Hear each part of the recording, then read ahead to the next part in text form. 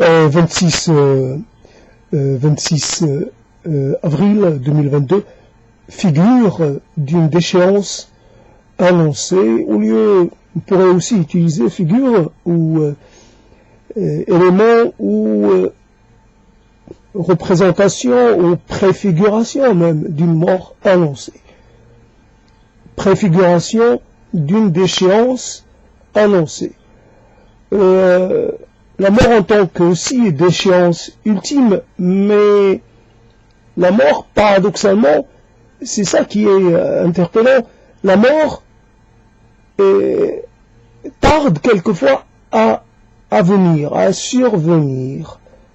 Alors faut-il l'accélérer, faut-il faire quelque chose pour hâter sa venue, pour finalement la détourner de son rythme ou de son cours normal, de son plan à elle, son plan de travail, et lui faire un détour du côté de chez soi.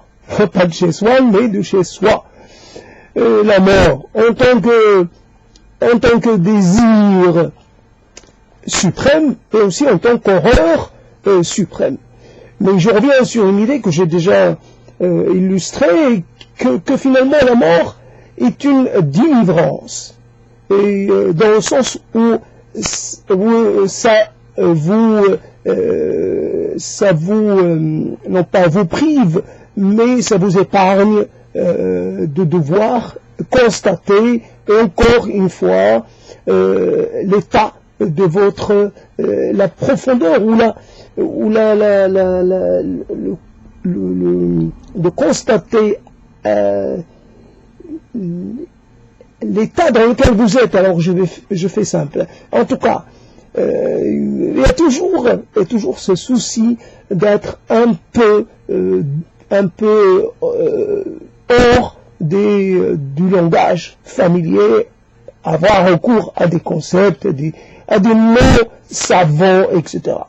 Tout cela pour décrire la même réalité, les mêmes sensations.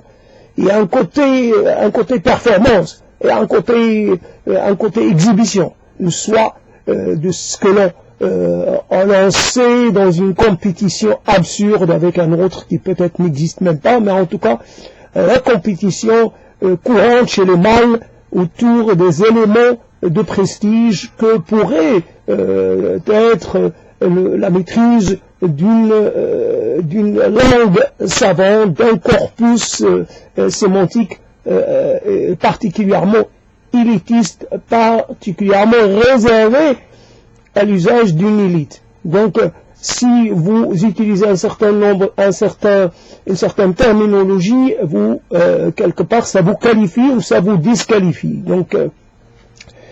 Donc allons-y pour la disqualification. De toutes les façons, déchéance, disqualification, c'est presque pareil.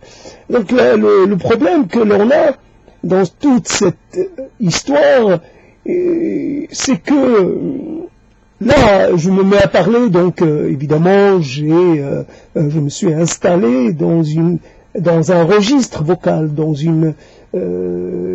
qui me permet de me sentir quand même en maîtrise, alors que je voulais parler d'une situation de non-maîtrise, une situation dans laquelle je suis déchu de tout, finalement, mes droits, et dans les faits, c'est vrai, je suis déchu de mon droit à exister, normalement, comme c'est prévu par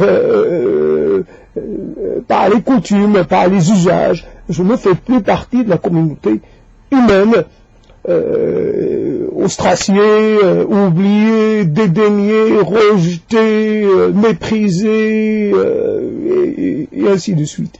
Alors là, que faire? Donc, figure ou comment la déchéance. La déchéance, simplement, dans cet état, le pire est encore à venir. C'est presque une prophétie auto-réalisatrice, pas tout à fait, mais on essaie d'une certaine façon d'atténuer ce qui sans conteste va survenir. On essaie de l'atténuer ou de s'y préparer le mieux possible. On essaie comme une forme d'amulette, un peu comme quelque chose qui pourrait vous protéger. Vous annoncez une catastrophe d'une ampleur insoupçonnée, mais vous espérez ne connaître qu'une catastrophe d'une ampleur moindre. Donc vous ne voulez pas connaître la quintessence de la catastrophe, vous ne voulez pas tomber dedans, vous voulez, je ne sais pas, perdre l'usage d'un organe, ne plus voir, mais continuer d'entendre, ne plus pouvoir utiliser ses jambes, mais continuer de pouvoir utiliser ses bras ou ses mains, garder un secteur dans lequel on serait autonome jusqu'à la fin. Et puis, comment sauvegarder sa dignité dans un moment où cette dignité, elle ne cesse de se dégrader, elle ne cesse de perdre de sa consistance et de son intégrité. Il y a longtemps que j'ai laissé derrière moi tout sentiment de fierté, toute ambition, même tout désir. Il y a longtemps.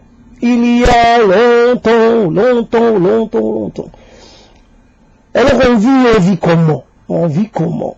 On va vers là, on est renvoyé d'une personne à une autre. Alors les gens qu'on trouve, on s'adresse à eux, puis ils vous envoient balader quelque part, pour parler familièrement. Donc ils semblent ne pas comprendre.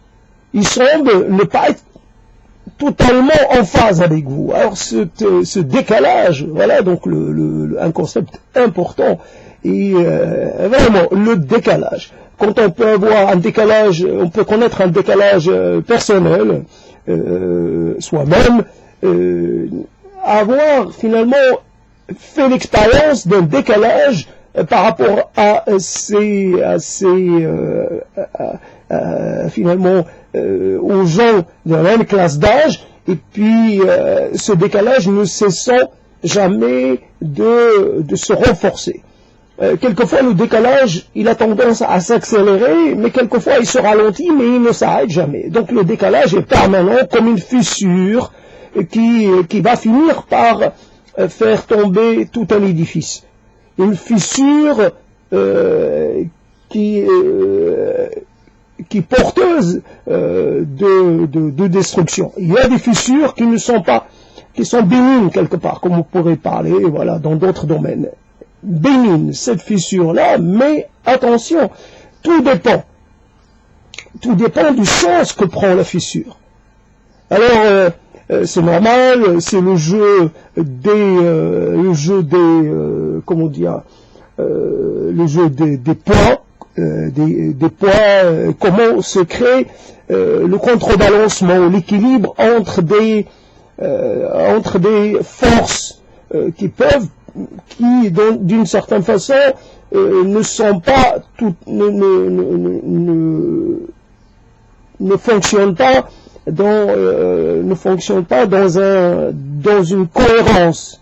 Il y a une chose qui tire vers du fait de la gravité, etc., qui tire vers un sens, et puis l'autre, selon sa position, elle tire vers un autre. Il y a cette forme comme un retour à l'état premier. Ce qu'on a mis en élévation, normalement, doit revenir à la surface du sol, doit redescendre. Et voilà. Donc une personne qui monte, elle est grande, et personnalité, ça se construit peu à peu, ça monte en puissance, ça s'élève, mais quelque part, certaines personnalités sont déjà fragilisées, d'un point de vue structurel, et non pas d'un point de vue formel, ou d'un point de vue comme ça, un peu abstrait. C'est la structure même de la personnalité qui est qui est déjà fragilisé. Donc il y a une précarité, il y a une fragilité presque originelle dès le départ, dès le lancement dans la vie. Alors, donc le décalage qui fait que le concept de décalage est un concept intéressant qui est polyfonctionnel, polyinstrument. On peut le placer polyplaçable, polyutilisable, pas polymorphe, mais quelque part, le décalage est quand vous avez une façon d'agir ou une façon d'interpréter, et que cette façon, elle vous est personnelle. Mais en général, on n'a pas conscience que nous sommes un peu dans une sorte de surdité vis-à-vis du reste, de l'autre. Et plus on s'enfonce on maintient cette surdité, plus le décalage s'accroît. On peut évidemment le constater en politique.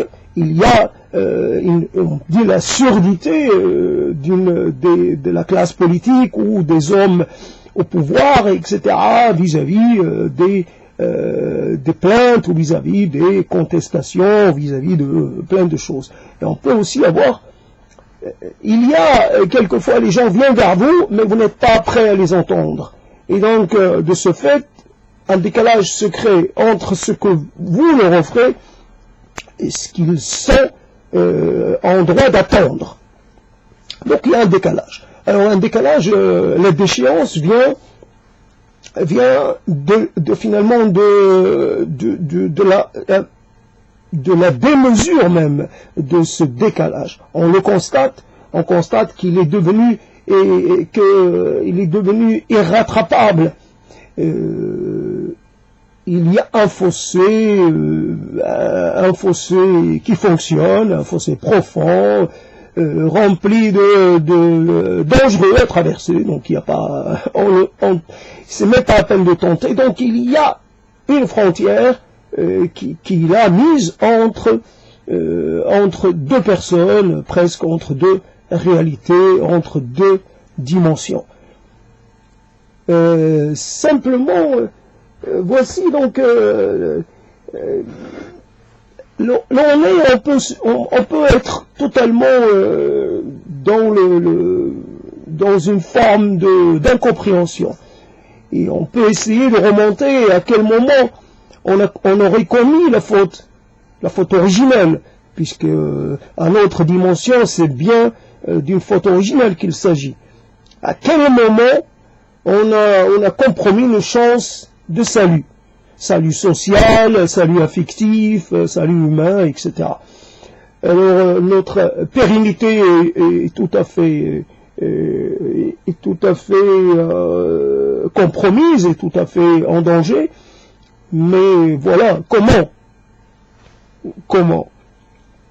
Tout à l'heure, j'ai lu que quelqu'un menace de mettre fin à ses jours en imitant un autre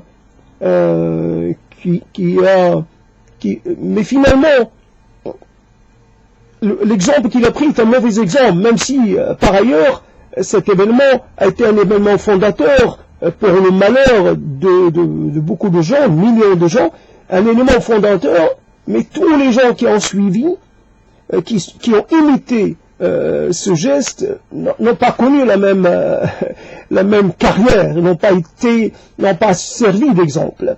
Donc il y a, comment parler de la déchéance?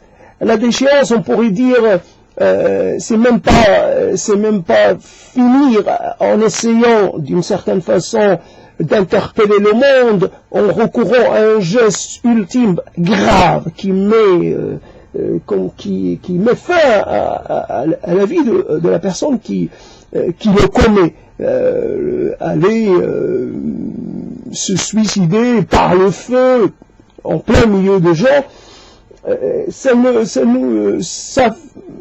ça ne fera rien changer.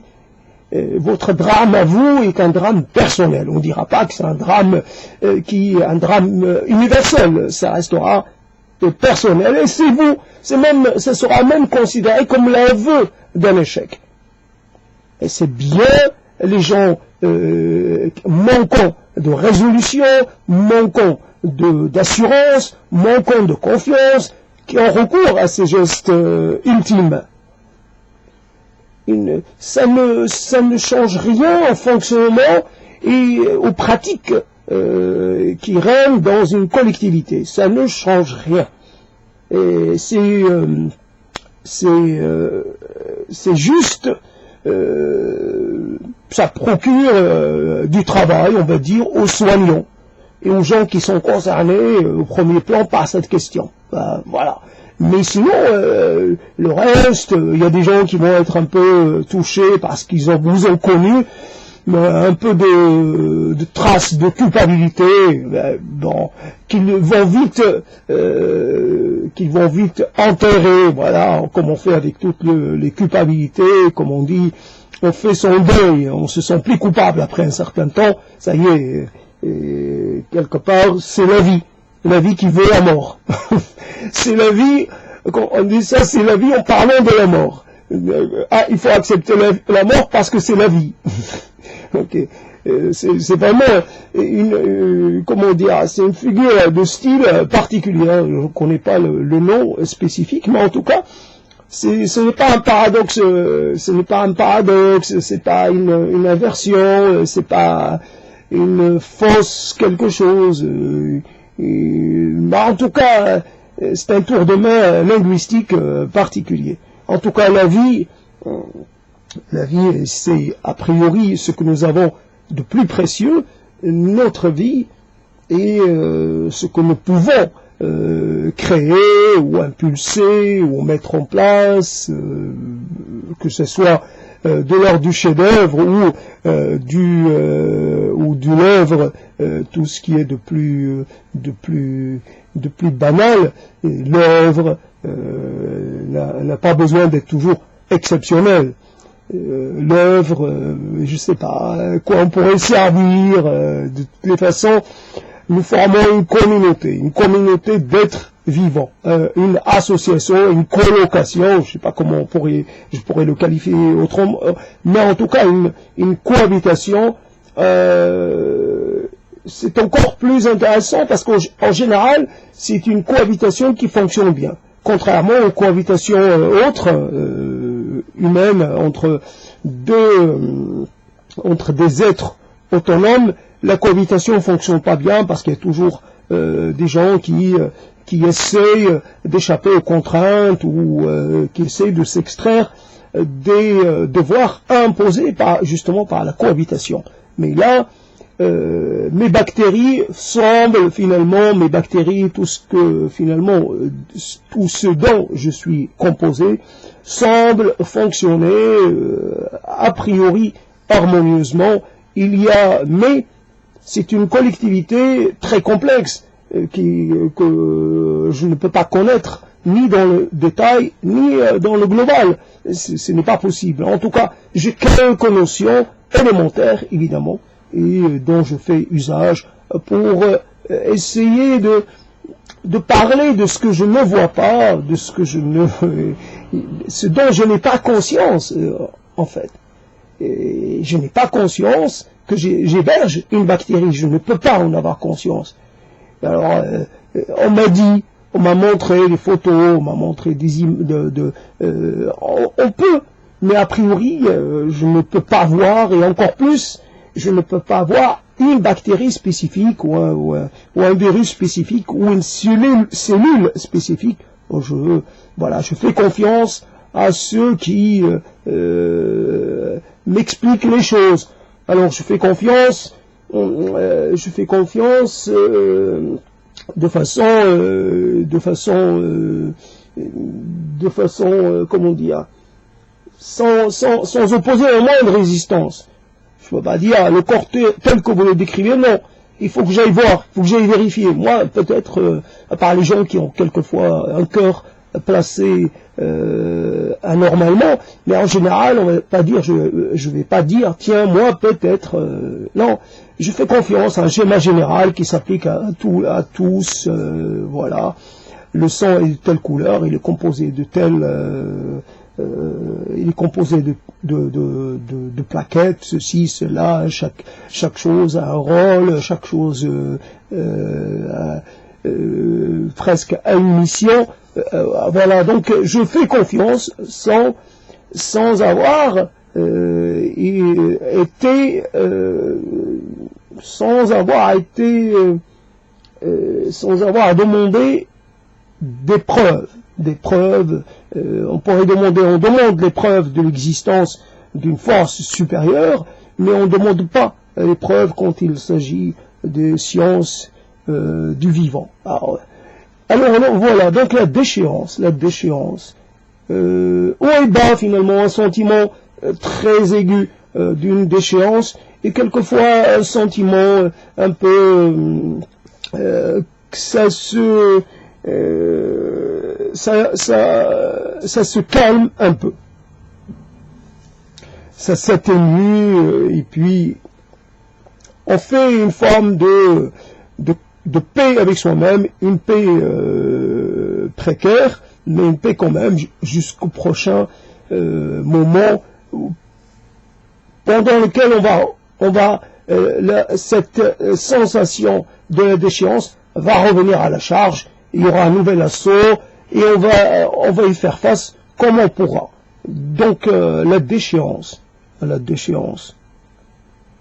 Tout simplement, il y a des choses qui sont, comment dire, si vous avez un terme, un mot, vous l'utilisez dans certaines circonstances, mais vous ne pouvez pas l'utiliser, pouvez évidemment l'utiliser un peu tiré sur le sens, un sens figuré, sens propre, et puis un peu rallongé, mais cela est quand même jusqu'à un certain point.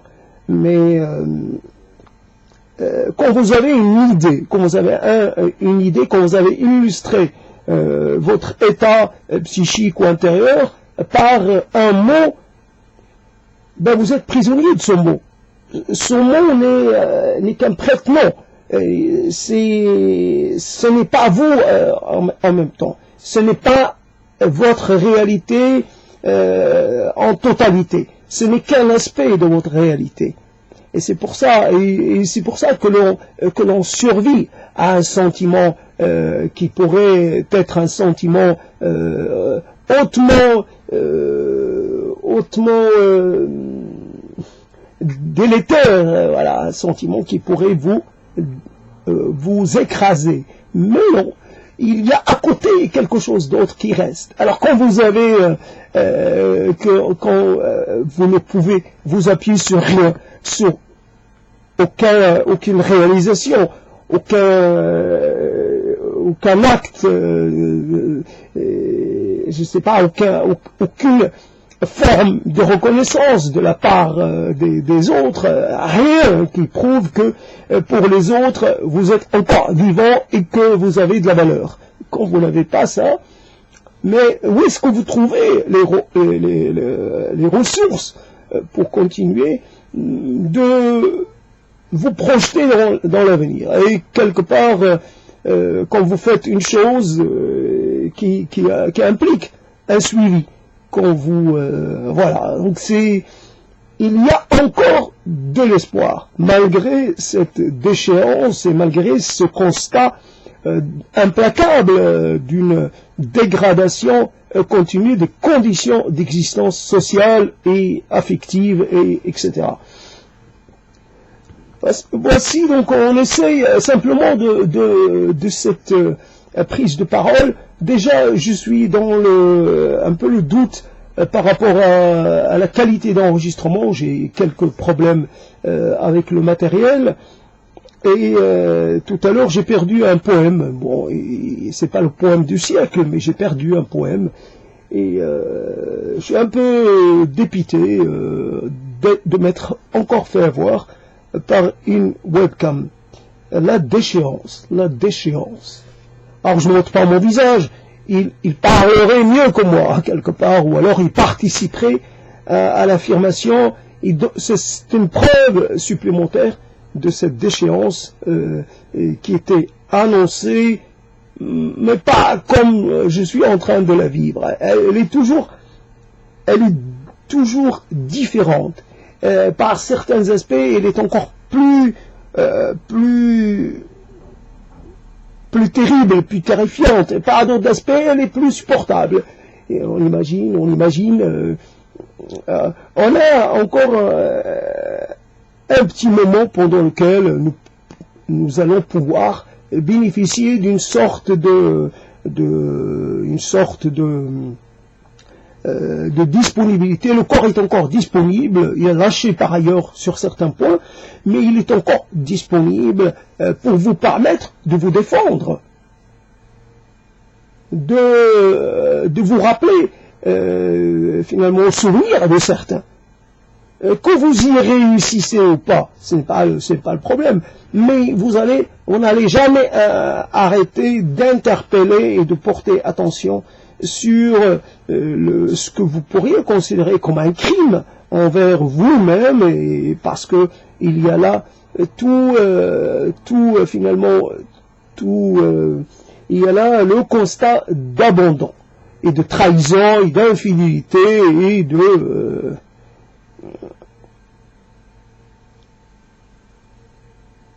c'est l'idée d'une rencontre, la naissance d'une chose, d'un rapport à la vie, un rapport au monde, et je ne sais pas. Je voulais travailler sur l'idée d'une forme de manque, d'absence, l'absence d'un autre qui serait en même temps une extension de soi-même, un jumeau. Voilà l'idée d'un jumeau que j'aurais perdu, voilà, sentiment d'être incomplet. Alors, ce sentiment d'être incomplet, je voudrais le travailler indépendamment, mais en tout cas, donc, cette personne que j'ai rencontrée, eh bien, la capacité de recréer le monde à travers les différentes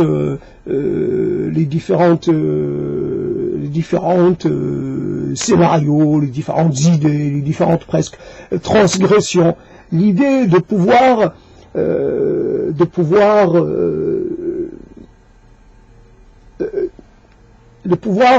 ne pas considérer les choses comme elles sont, comme elles se présentent, d'être dans la contestation, d'être dans la révolte, d'être dans le refus, d'être dans la volonté de tout refaire, de tout recréer, et voilà, presque changer les fondamentaux de la vie, presque. Donc, ce sentiment de toute puissance, d'avoir senti qu'on était dans la capacité de presque d'approcher le divin. Le divin nous est transmis par une parole. Et donc, la parole du divin a un statut particulier, mais d'une certaine façon, pourquoi pas? Nous pourrions nous aussi, il suffit de vouloir, il suffit de décider. D'ailleurs, l'idée de Dieu est aussi arbitraire que n'importe quelle idée, il n'y a pas de preuve. Qu'est-ce qui pourrait prouver que je ne suis pas Dieu? Ni dans un sens, ni dans l'autre. Je pourrais être Dieu, mais je n'ai rien pour le prouver, comme les autres n'ont rien pour le nier. Donc Dieu est en même temps prouvable et en même temps improuvable. C'est une réalité un peu duale, c'est comme ça. Mais on peut se prétendre qui on veut. Donc, ça dépend que de notre imagination, de nos capacités de représentation et voilà. Donc, l'idée, c'était que l'on pouvait passer par-delà les murs, par-delà les interdits, par-delà les barrières, sauter et même abattre les barrières. Et surtout pour aller voir ce qu'il y a de l'autre côté. Donc, c'était ça l'idée. Donc, de cette élévation-là, de cette hauteur-là, la chute est d'autant plus vertigineuse. En chute, on n'arrête pas de chuter. Alors évidemment, j'ai toujours cet exemple présent, la marche sur Rome, dans laquelle finalement, au moment où les fascistes atteignaient Rome, tout ce qui était dans le programme politique du mouvement avait été rayé. Il n'y avait plus de réalité. Tout ce qui était promis comme changement était de ce fait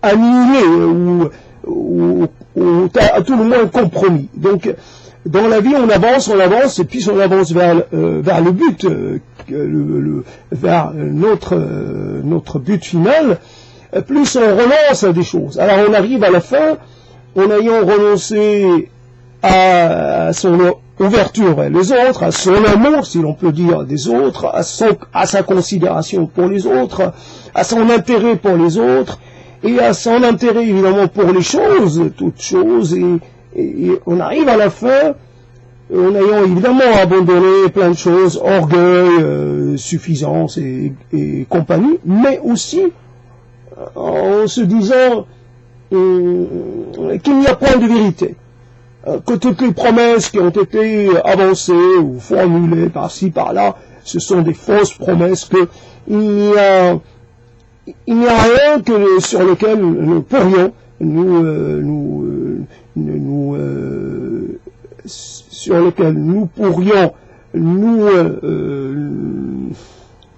j'ai oublié le terme correspondant, nous appuyer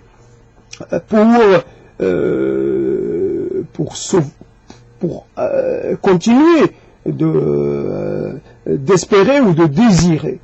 Il n'y a point de monde autre, il n'y a point de réincarnation, il n'y a point de monde meilleur, il n'y a point de belle fin, il n'y a point de belle mort, il n'y a point de dernière parole que d'autres pourraient reprendre, il n'y a point de... C'est pas parce qu'on aura expérimenter, passer sa vie à tenter de maîtriser certaines choses, que l'on arrivera vers une sorte de chef-d'œuvre. Le chef-d'œuvre qui pourrait être le mien serait quelques paroles, évidemment, ma philosophie résumée en quelques mots, mais des mots qui appellent des développements et des commentaires. Mais moi, à résumer, ce sont d'une certaine façon des indicateurs sur ce qu'il faut penser, ce qu'il faut faire, ce qu'il faut choisir, ce qu'il faut laisser. Un peu une forme de conseil, de toutes les façons. Un conseil issu d'une longue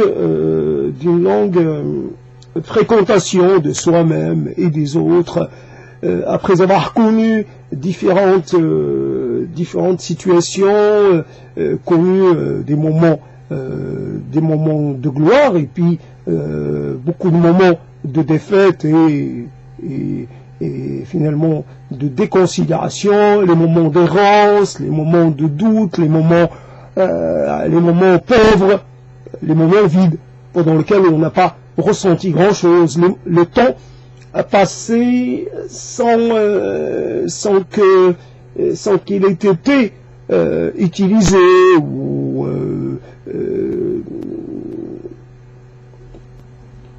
pour avoir une idée. Quelquefois, il faut des années pour avoir une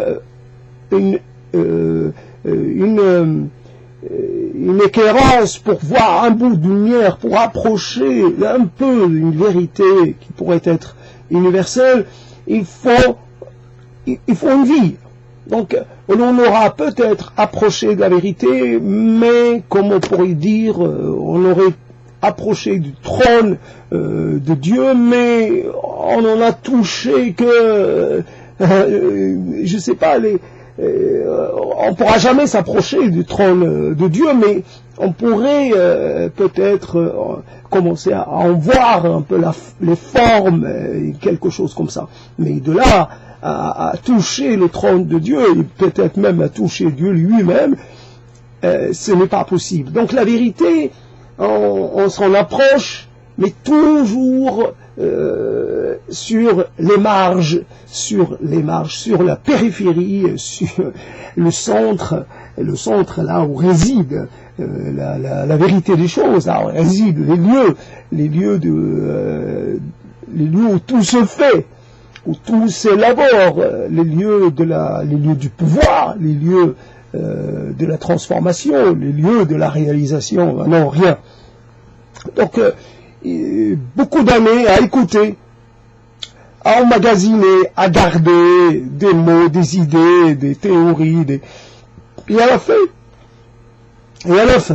quoi? Il n'y a pas grand-chose, hein. Quelquefois, un mot vous revient sur les lèvres, ça appartient à quelqu'un qui est mort depuis un moment, quelqu'un qui a connu une fin tragique, ou quelqu'un qui est mort parce que son corps a été victime d'une défaillance, quelque chose comme ça. Alors la déchéance, pour revenir sur la déchéance, comment on parlait. Donc j'ai fait du remplissage, si je puis dire, et j'ai laissé de côté l'idée de déchéance. Il fallait que je prenne un peu de distance par rapport à cette réalité-là. Les gens ne comprennent pas, d'une certaine façon, ne comprennent pas ou ne veulent pas comprendre. Il y a toujours, et donc c'est flagrant dans le domaine de la langue, il y a toujours, et nous sommes d'abord et avant tout des locuteurs, et donc on utilise différentes sortes d'échelles sémantiques. Il y a des choses que l'on dit, et a priori ça a l'air d'être quelque chose de définitif, mais il y a une fermeture qui n'en est pas une.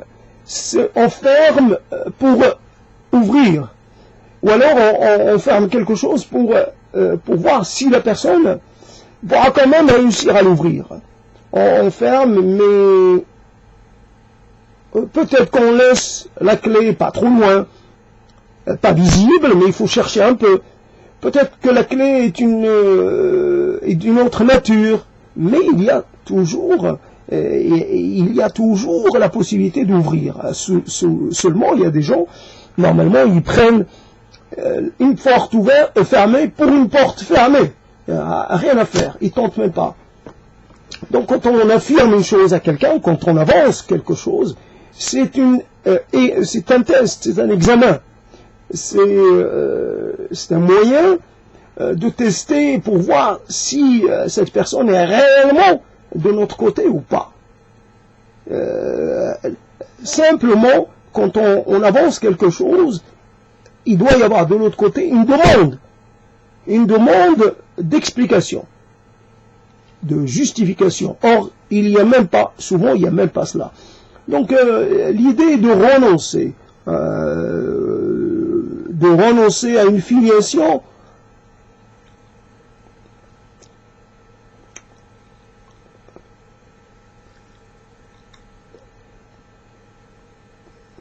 il y a quelque chose de terrible dans cette progression qui n'en est pas une. Il y a le fait biologique qui fait que au bout d'un moment vous pouvez formuler tous les discours possibles, ça ne changera pas la réalité biologique. Une fois que vous êtes atteint par la vieillesse, par le dépassement, que vous avez atteint soit l'andropause, soit la ménopause, et que même socialement, vous n'êtes plus considéré, quand vous êtes un mâle, vous n'êtes plus considéré comme en droit d'enfanter, parce que vous êtes trop âgé pour cela. Donc, il y a des réalités comme cela. Alors, j'imagine quelqu'un qui commet un acte irréparable. Évidemment, tout le travail va être de lui faire prendre conscience de la gravité de ce qu'il a fait. Le problème, c'est que c'est quelque part, d'une certaine façon, et de façon absolue, c'est sans intérêt. Puisque la personne qui a commis un acte dans un mouvement, dans un moment d'humeur ou voilà, un moment émotionnel particulier, pour lui faire un peu, il faudrait, d'une certaine façon, il faudrait que la personne qui en était la victime puisse revenir à la vie après avoir passé un certain temps dans l'inconfort. Voici ce que vous avez fait subir à la personne. Donc, expliquer, prendre conscience, ça peut avoir un sens si ça peut servir la cause de la victime. Que par exemple, je ne sais pas comment le dire, la conscience, elle est là, mais elle est là, celui qui a fait l'acte a tout de suite pris connaissance de la gravité de ce qu'il a fait. Mais lui-même, il a envie de revenir en arrière. Mais il ne peut pas. Alors quoi? Bon, passer des années et à essayer de lui rappeler cela. Il ne pourra jamais l'oublier. Donc l'idée de la déchéance, la déchéance, c'est...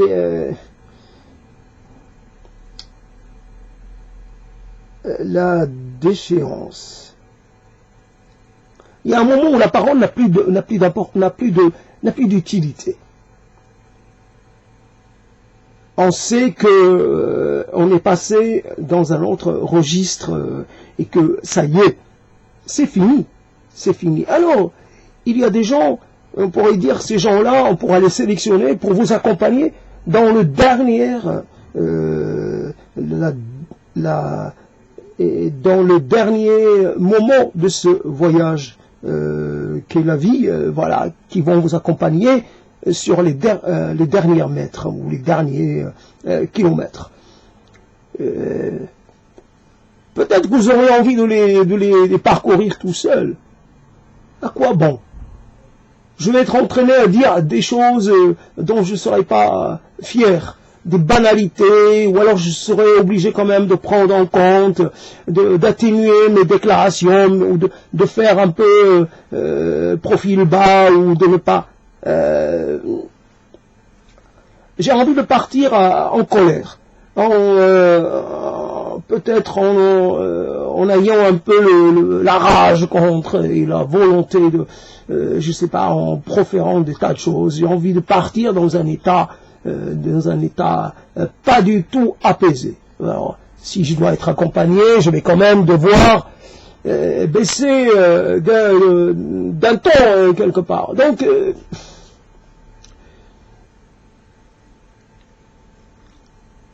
alors le décalage dans l'interprétation de ce qu'on peut considérer comme quelque chose de totalement évident. C'est quoi l'évidence? C'est quoi le fait accompli?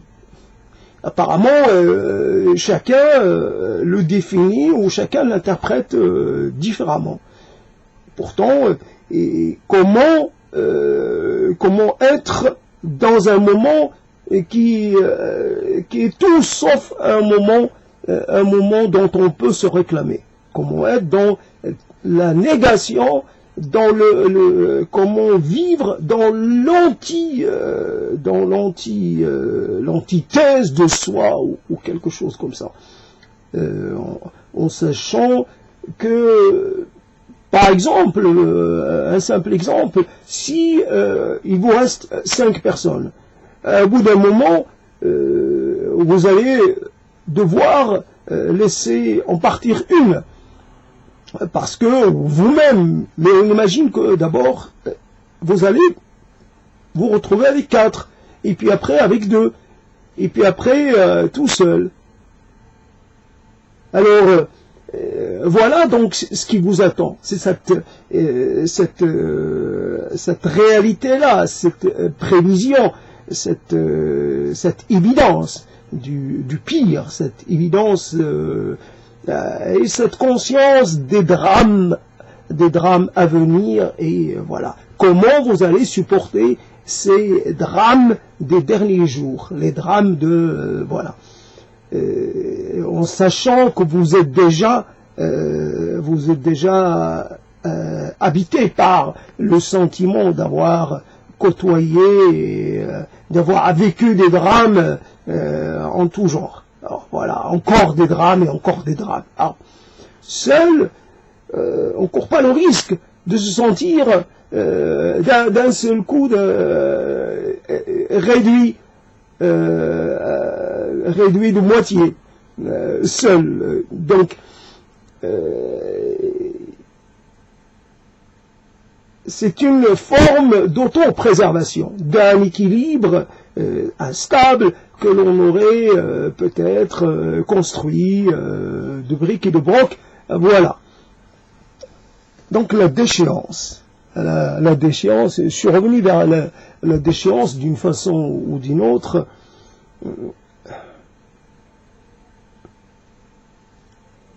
Ce n'est pas seulement soi qui est concerné par la déchéance, évidemment. Si ça avait été que soi, pas de problème, mais c'est le monde entier, la déchéance. Moi, petit, j'avais toujours constaté, je trouvais ça bizarre d'avoir vu des poules adolescentes presque, ou prénubiles, je ne sais pas comment on pourrait dire, mais des poules jeunes, et de les avoir vues sveltes et élancées, belles.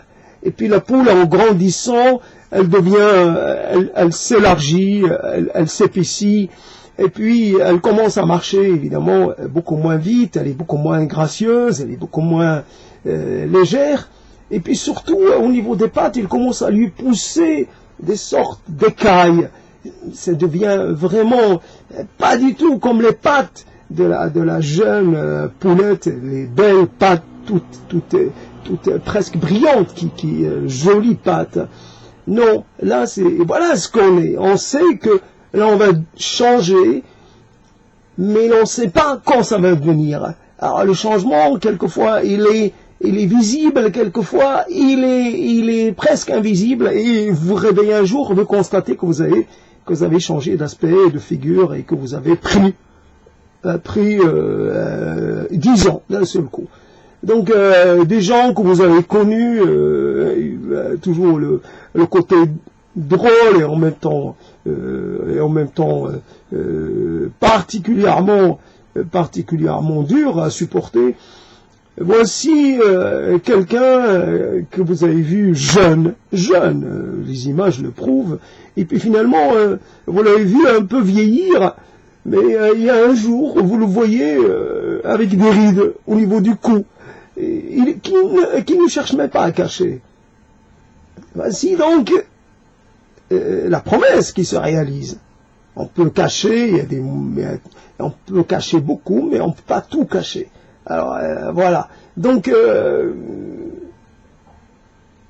voilà une promesse qu'on n'a pas envie qu'elle soit tenue. La dégradation, en tout cas visible, extérieure. Nous ne parlons pas de la dégradation de ses horizons intérieurs, finalement sa capacité à interagir avec les différents changements, les différentes modifications dans les conditions d'existence. Beaucoup de choses demandent beaucoup de certains faits nouveaux, certains faits demandent une forme de réponse adaptée. Et vous n'avez que des réponses déjà formulées par le passé. Vous êtes prisonnier de vos habitudes et de votre façon de faire et de votre façon de penser. Donc vous n'êtes pas capable de faire preuve de la souplesse qui était a priori qui vous était accessible à un certain temps. Vous êtes comme pétrifié, comme alourdi, comme empêché voilà, dans une gangue, la gangue intérieure, la gangue que l'on transporte avec soi, la gangue de nos souvenirs, de nos différents moments de honte, les hontes que l'on a éprouvées, les blessures, les vexations, les coups, les mauvaises, voilà. À un moment, vous avez envie de vous déclarer au monde, mais vous rappelez que vous n'êtes pas à la hauteur, que vous avez laissé passer un affront, et que vous êtes habitué vous êtes un habitué de cela. Vous acceptez que l'on vous porte atteinte, que l'on vous dégrade, que l'on vous sous-estime, que l'on vous méprise, que l'on vous considère comme inférieur, comme indigne. Alors, voilà. Donc, un autre temps, une autre vie, quelque part, ce n'est plus moi. Mais à cette époque, j'ai comme le souvenir que j'étais pas comme ça, que j'y allais à l'affrontement, que je n'étais pas facilement impressionnable. Et voilà le changement. Donc la gangue intérieure, c'est cela, c'est cette incapacité à moins évidemment, en allant du côté des mots, on peut se retrouver une forme un peu de dynamisme que l'on cherche mais ce n'est que dans le monde de la langue et rien d'autre. Mais dans la réalité, quand j'aurai arrêté de parler, dans la réalité, je deviendrai celui que j'étais avant de commencer à parler. Un être silencieux, un être résigné, un être dompté, un être domestiqué, voilà. Bon, qui accepte, qui la ferme, qui ne dit rien, qui ne gueule pas, qui ne s'exprime pas pour dire non, et puis encore moins pour dire merde, encore moins pour dire autre chose, non. C'est vrai que quelquefois on a le recours à quelques actions les dernières actions que l'on peut faire pour interpeller ou pour faire prendre conscience que quelque chose d'inéluctable a eu lieu. Je ne peux pas continuer de cheminer avec toi parce que tu ne veux pas entendre que ma déchéance est quelque chose que je n'arrive pas à supporter. Donc, il faut que tu sois conscient de cela. Mais bon, voilà, j'aimerais pas que les choses le dernier acte dont on pourrait être comptable, c'est cette action désespérée de couper les ponts et de s'isoler encore plus qu'auparavant. Voilà, non pas une tour d'ivoire, mais d'une certaine façon, j'ai tenté, j'ai jeté des ponts, j'ai jeté des passerelles, ça n'a pas servi. D'ailleurs, première intervention dans ces prises de parole s'appelait la passerelle. Oh, l'échec à la passerelle. Ah, l'échec, la passerelle. Vous pouvez l'imaginer, vous pouvez l'espérer, mais voilà. Donc, une fois que j'arrive à 1h, en parlant de passerelle, j'avais pensé à l'épi de maïs, la chose qui a jeté des ponts entre les continents, entre les entre les civilisations, entre les ventres, entre les humanités, le cadeau des populations conquises au monde entier, le maïs et le reste, mais le maïs. Et donc, c'est quelque chose, alors voilà, donc, cette année, dans certaines régions, la sécheresse empêchait qu'il y ait une quelconque récolte de maïs. Peut-être cette année, il y en aura, et on verra revenir les grillades d'épis de maïs, le maïs bouilli, le maïs voilà, consommé sous toutes les formes.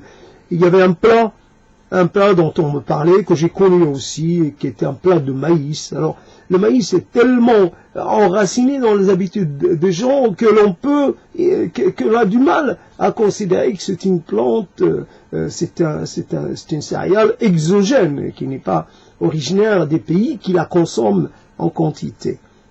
Et c'était un grand plat de maïs concassé, et puis une sorte de polenta Afrique du Nord, et puis accompagné chaud, accompagné de lait fermenté, et c'est une chose qui vous remplit le ventre, qui vous pompe, voilà, c'est comme du béton à l'intérieur.